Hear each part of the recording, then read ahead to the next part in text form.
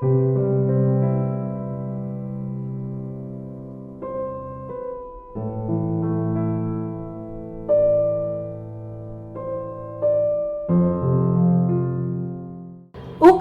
உளவியல். இன்னைக்கு நம்ம ஒரு இன்ட்ரெஸ்டிங்கான டாபிக் பார்க்க போறோம். அதாவது இந்த உலகத்துல எல்லாருமே என்னை பத்தி தான் யோசிக்கிறாங்க, நான் தான் சென்டர் ஆஃப் அட்ராக்ஷன் அப்படின்னு நினைக்கிறோம் இல்லையா? அதுக்கு பேர் தான் உளவியல்ல ஸ்பாட்லைட் எஃபெக்ட் அப்படின்னு சொல்லக்கூடியது.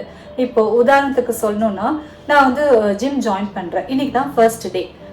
அங்க இருக்கிறவங்க எல்லாருமே வந்து வேற ஏதோ ரீசனுக்காக கூடி பேசுறாங்க, சிரிக்கிறாங்க. அப்படி இருக்கும்போது எனக்கு என்ன தோணுன்னா, நான் ஏதோ தப்பா ஒர்க் அவுட் பண்ணியிருக்கேன், எல்லாருமே என்ன பார்த்தா சிரிக்கிறாங்க அப்படின்னு தோன்றதும் ஸ்பாட்லைட் எஃபெக்ட் தான்.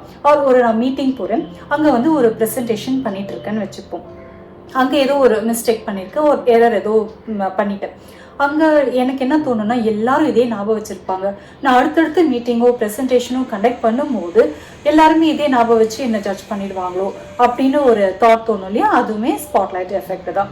ஒரு பார்ட்டிக்கோ ஒரு ஈவெண்ட்டுக்கோ நான் போகும்போது எனக்கு ஒரு தாட் வரும், இன்னைக்கு நம்ம வந்து கொஞ்சம் வித்தியாசமா ஒரு ட்ரெஸ் ட்ரை பண்ணலாம், போட்டுட்டு போக அப்படின்னு சொல்லி தாட் வரும். அதே மாதிரி வேர் பண்ணிட்டும் அந்த பார்ட்டிக்குள்ள போயிருப்பேன்.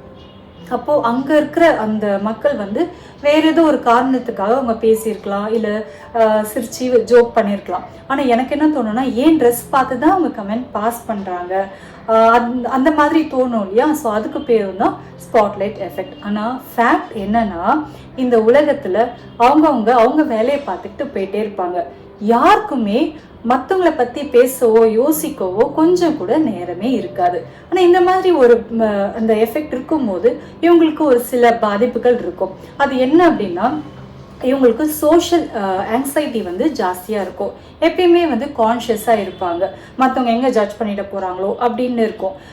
எந்த ஒரு விஷயத்தையும் அவங்க வந்து சுயமா தனிச்சையா அவங்க வந்து ஒரு முடிவோ எடுக்கவே மாட்டாங்க, அந்த மாதிரி இருக்கும். ஸோ இந்த மாதிரி ஒரு விஷயங்கள் வந்து நம்மலாம் லைஃப்ல கண்டிப்பா கோ த்ரூ பண்ணியிருப்போம் இல்லையா? ஸோ இதெல்லாம் எப்படி ஓவர் கம் பண்ணலாம் உளவியல் ரீதியா நம்ம பார்க்கலாம். Number 1, stop pleasing others. அதாவது மற்றவங்களோட பாராட்டுக்காக நம்ம என்னைக்குமே வேலை பார்க்கறத நிறுத்திடணும். நம்மளுக்கு என்ன தேவையோ, நம்ம குரோத்துக்கு எது இம்பார்ட்டண்ட்டோ அதில் ஃபோக்கஸ் பண்ணி நம்ம போனோம்னா கண்டிப்பா இந்த எஃபெக்ட்ல இருந்து நம்ம வெளியில வந்துடலாம்.